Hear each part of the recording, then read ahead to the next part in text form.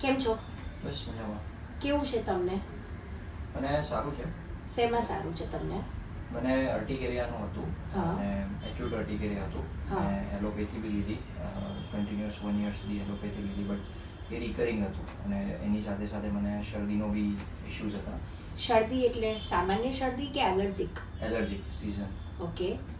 એના માટે તમે પહેલા કઈ ગોળી લેતા હતા? લિવોસેટ્રિઝિન કે સેટ્રિઝિન, જે બી ડિપેન્ડ્સ કે ભાઈ વધારે હોય તો હાઈ ડોઝની, પછી લેસ ઓકે. ડોઝ. કેટલી લેતા હતા રોજની? રોજની એક. ઓકે. પછી તમને કેવું છે? હવે સારું છે. આઈ થિંક 2-3 yearsથી ટ્રીટમેન્ટ હોમિયોપેથીની સ્ટાર્ટ થઈ. એના પછી ઓલમોસ્ટ આઈ થિંક 1 yearથી તો શરદી ઝીરો છે.